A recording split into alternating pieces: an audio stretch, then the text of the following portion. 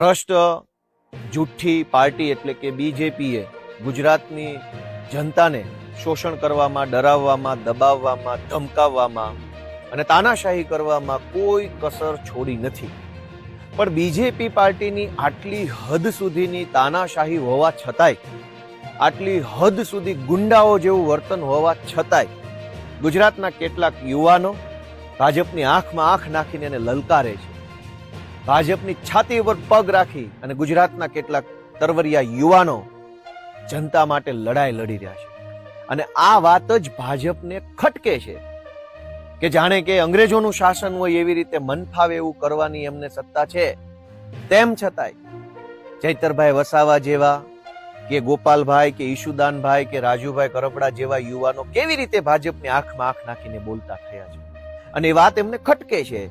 એટલે અંગ્રેજોના સીધી લીટીના વારસદારો જેવા બીજેપીના સરકારમાં બેઠેલા નેતાઓ જેમ અંગ્રેજો સત્તાનો ઉપયોગ કરતા હતા, જેમ અંગ્રેજો પોલીસનો ઉપયોગ કરતા હતા, જેમ અંગ્રેજો જેલનો ઉપયોગ કરતા હતા, એવી જ રીતે આ અંગ્રેજોના સીધી લીટીના વારસદાર બીજેપીના નેતાઓ જેલ, પોલીસ અને દંડાનો દુરુપયોગ કરી રહ્યા છે.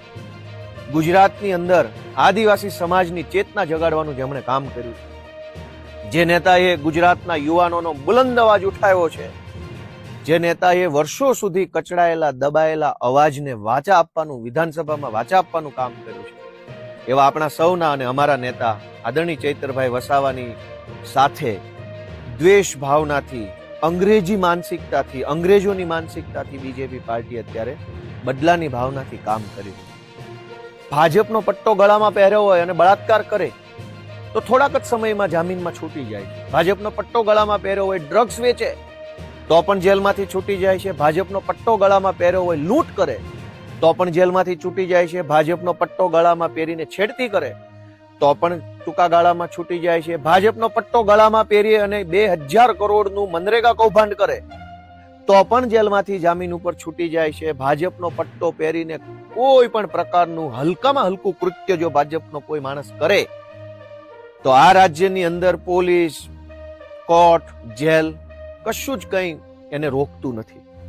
પણ ચૈતરભાઈ વસાવા જો આદિવાસી સમાજનો અવાજ ઉઠાવે, દાહોદમાં ચાલતી મનરેગા કૌભાંડ ઉજાગર કરે, છોટાઉદેપુરનું સાયકલ કૌભાંડ જો ચૈતરભાઈ ઉજાગર કરે, અલગ અલગ આદિવાસી વિસ્તારોમાં ચાલતી નકલી કચેરીઓને ઉજાગર કરે, શિક્ષણના નામે ચાલતા ભ્રષ્ટાચારને ઉજાગર કરે, આદિવાસી બાળકોના સારા ભવિષ્ય માટે એ સંઘર્ષ કરે, તો અંગ્રેજોના સીધી લીટીના વારસદાર એવા ભાજપના કેટલાક નેતાઓના પેટમાં કેરોસીન રેડાય છે.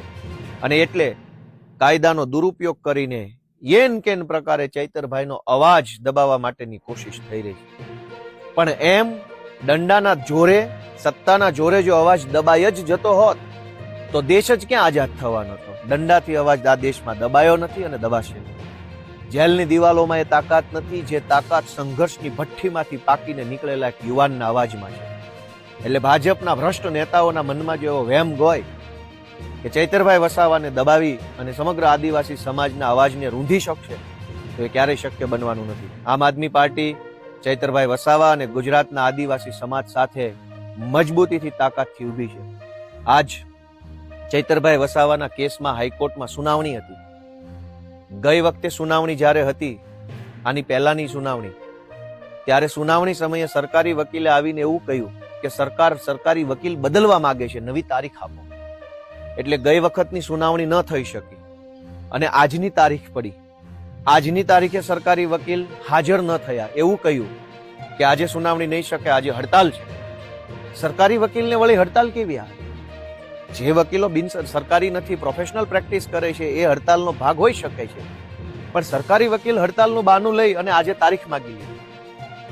ભાજપનો માણસ બળાત્કાર કરે તો ભાજપના મંત્રી સુદ્ધા એની પાછળ છોડાવા લાગી જાય છે. પણ ચૈતરભાઈ વસાવાનો એક મામૂલી કેસમાં હાઈકોર્ટ જેવી અદાલતોમાં પણ તારીખ પે તારીખ કરાવી રહ્યા છે.